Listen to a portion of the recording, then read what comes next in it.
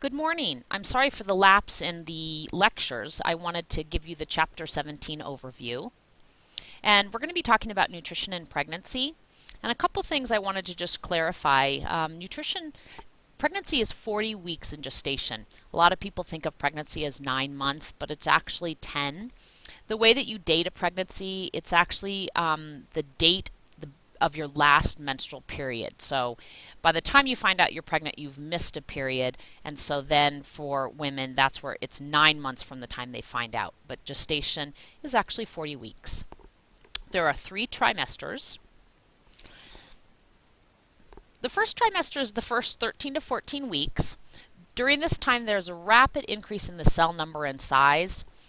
And nutritional deficiencies can be very harmful to the embryo. Things like medication, radiations, or trauma can be harmful and even terminate a pregnancy. There is very little weight gain in this first trimester. The second trimester, the fetus begins to look more like an infant. There's still some susceptibility to toxin exposure, but this is when women typically start to lay down a lot of fat tissue, especially breast tissue, in order to prepare for lactation. And weight gain starts at about week 14 to be a pound a week, with the recommended total weight gain during pregnancy between 25 and 35 pounds for a woman who has a normal BMI before she became pregnant. You don't use BMI during pregnancy. If you want to calculate a pregnant woman's BMI, you use her pre-pregnancy weight. And the last trimester is the rapid growth, and the fetus gains about 3 times their amount in weight and twice in length. There's a transfer of fat, calcium, and iron to the fetus during that last month. And again, weight gain continues to be about a pound a week.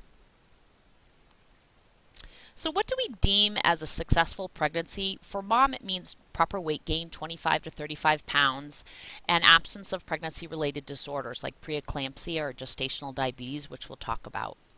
And for an infant, we want that gestation to be greater than 37 weeks. That's deemed a full-term infant. And we want that birth weight to be greater than 5.5 pounds with sufficient lung development.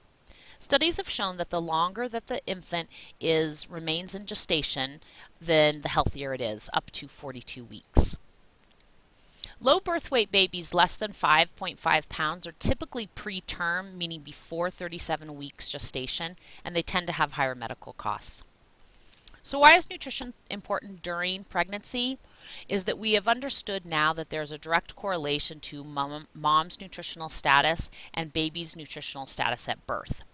Why this is so important is that baby's nutritional status and birth weight at birth is really what determines their first year of life as far as health outcomes. So how many calories do moms need during pregnancy? The first trimester, they actually don't need any extra calories. There's very little weight gain. And in the second and the third trimester, this is where the weight gain begins to start. And this is happening when the mom is consuming probably an extra 300 to 450 extra calories per day. Now that may seem like a lot of calories, but that's really about a piece of fruit, a glass of milk, and maybe 2 slices of bread. So it's not that much extra. It's not eating for 2. And again, that adequate weight gain during pregnancy is 25 to 35 pounds. This is kind of a graphical representation of that weight gain, and again it's kind of slow, and then right around 32 weeks, those last 2 months is when you really see that weight gain, and that's when the fetus is really growing. We know that physical activity is important in pregnancy. Even women who don't exercise before pregnancy, studies have shown that they have benefits of having some moderate non-contact activities like walking during pregnancy.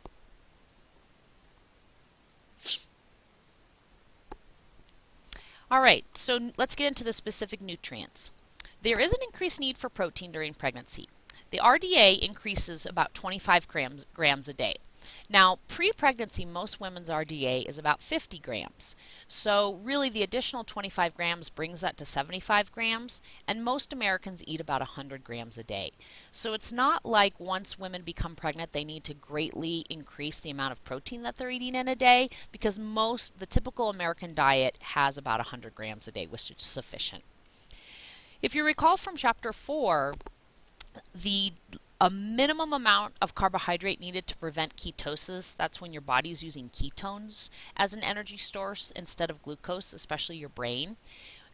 Pre-pregnancy, it's 130, and during pregnancy, we increase that to about 175. Again, most Americans eat around 300 grams of carbohydrates a day. But carbohydrates are really important during pregnancy because that baby needs glucose as its energy source for the developing brain. Fat remains about the same. The big increase is down here in the omega-3s. Pre-pregnancy, it's recommended to be 1.1, and during pregnancy, we want to increase that omega-3 content. For women who don't get fish in their diet, what's nice now is most of the prenatal vitamins that women take during pregnancy have adequate omega-3 fatty acids. Folate is very important during pregnancy, and what's interesting about folate is it's primarily important in the first 6 weeks of pregnancy. Now, thinking that most women don't even determine they're pregnant until they're 4 to 6 weeks, this folate is really important because it's responsible for the formation of the spine. There's some good pictures in your book. I actually think I have a picture here about the neural tubular effects. And the March of Dimes has determined this to be the most preventable cause of birth defects in the United States. It's estimated that only 21% of women have adequate folate status when they enter pregnancy. So the March of Dimes recommends that all women of childbearing age actually take a folate supplement. Folate is a tiny nutrient. You can see this micrograms. So that folate pill is a very easy pill to take. Iodine actually increases. Calcium does not increase. Okay? When we studied calcium in chapter 10 or 11, I believe, we learned that during times of need, calcium absorption will increase. So a non-pregnant woman might only absorb about 30% of the calcium that they're eating, where a pregnant woman will actually absorb about 60%. But the actual amount of calcium that is recommended each day does not increase. Zinc does increase, and iron increases dramatically. The DRI for iron in pre-pregnancy is 18 milligrams, and you can see this high amount is 27 milligrams. Women increased their blood stores by about twofold, or 1.5 to twofold. So there's a high increase for this iron during pregnancy.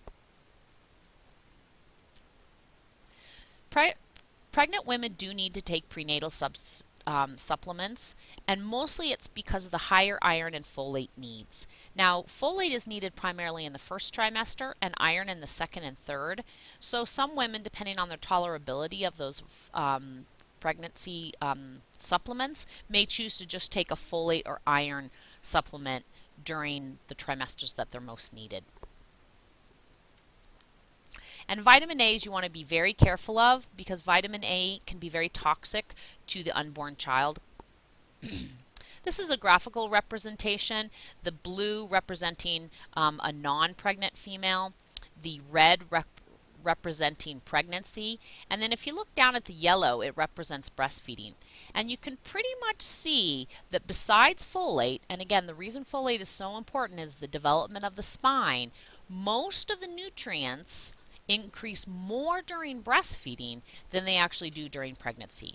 Okay, folate, B6, okay, those are some of the vitamins that increase. So what about vegetarianism in pregnancy? Vegetarianism in pregnancy is fine, especially with lacto-ovos.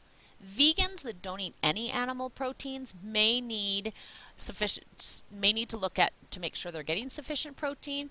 And vitamins that tend to be low are D, B6, B12, and minerals that tend to be low are iron, calcium, and zinc. I find that in working with most pregnant women that even if they are vegans, they tend to start to eat eggs and fish during pregnancy, which supplies more than adequate amounts of those nutrients. So what do you avoid during pregnancy? Well, I think we all know alcohol, and this is related to fetal alcohol syndrome. Alcohol is transferred directly to the fetus during pregnancy, so it's important that women completely avoid it. And there has been determined no safe level of alcohol during pregnancy. So some women will say, well, a drink a day is fine, or once a week. For some women, they might find that tolerable, but there has been no safe level of alcohol determined. Certain medications, smoking, Deli meats. Deli meats actually have a bacteria on them called Listeria. And most non-pregnant individuals can handle a little bit of that bacteria, but it actually can cause fetal death. So it's recommended that women who are pregnant actually microwave or heat their deli meats before consumption. Raw fish, undercooked meat, and fish with high mercury like shark, swordfish, and tuna. Fish is very important during pregnancy. Those omega-3 fatty acid needs increase during pregnancy for proper brain development, and most of the foods that are very high in omega-3s, those fishes, tend to be low in mercury, the exception being tuna.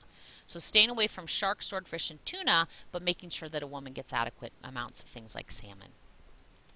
What about caffeine? One of the problems with caffeine is it'll decrease iron absorption, and again, those needs of iron are so high during pregnancy, you don't want to interfere with that. And it may reduce the blood flow to the placenta. There has been some studies that show that women that drink more than 3 cups of coffee a day tend to have lower birth weight babies and tend to have their babies before 37 weeks.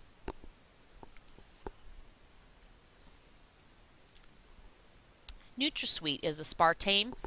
Mothers with PKU cannot have it because it disrupts the brain development, but moderate use is not harmful for women who do not have PKU. So what are some things that can happen during pregnancy that affect mom? Anemia, because of that increase in blood volume, if they're not getting sufficient iron, that can cause low blood cells, which can lead to fatigue and paleness, and it's really important to make sure that there's adequate iron intake during pregnancy. Gestational diabetes is the type of diabetes that is when a woman who is not diabetic is pregnant and their blood sugar becomes uncontrolled. It happens in about 4% of pregnancies, and it can lead to actually a very large baby because what happens is there's that increased amount of glucose circulating, and that tends to make the baby a lot bigger and heavier, which makes vaginal births much more difficult. So every pregnant woman is actually screened between 20 and 28 weeks by intaking a large amount of glucose or dextrose and then measuring blood sugar. Hypertension is also an important side effect to watch for. When women typically are pregnant, they go to the doctor about once a month, and basically the things they do are they get on the scale to check their weight, they get their blood pressure checked, and they also urinate into a cup, and this is to check to make sure that this preeclampsia isn't happening where the kidneys start to break down. If the kidneys start to break down, you're going to lose protein in that urine. All right, let's move on to breastfeeding, and I will break this lecture up into 2 parts so you can listen to the second part after this. Breastfeeding is incredibly important for the newborn baby. For some reason in the United States, we tend to think of formula as an adequate substitution, and it is not. There is no way that supplementation with formula can even begin to match the benefits that breastfeeding provides. The American Academy of Pediatrics recommends into the 2nd year of life, and what we really find in the United States is that women typically breastfeed when they are leaving the hospital, but it rapidly decreases. All women have the capability to breastfeed. It typically is due to lack of support. Women are unable to learn how to position the baby and get good positioning and latching. It's not innate. We aren't born knowing how to breastfeed, so it requires us to be able to see other people breastfeeding, and in this country we don't really have that exposure. The nice thing is breastfeeding rates are up. So the percent of infants who begin breastfeeding is at 77%, so that's nice. What is been shown is that 49% were still breastfed at 6 months, which is great because in the year 2000 that was 35%. And then at 12 months that actually increased to 27%. So that's great news that infants are being breastfed longer. And lastly, on this section of the video, I just wanted to explain a little bit about how human milk is produced. It starts with the suckling of the infant. And what happens when the infant suckles, it releases the hypothalamus to have 2 hormones, which is prolactin and oxytocin. Those stimulate milk production and cause the release of that milk. And that is a circling effect that allows that milk production to happen.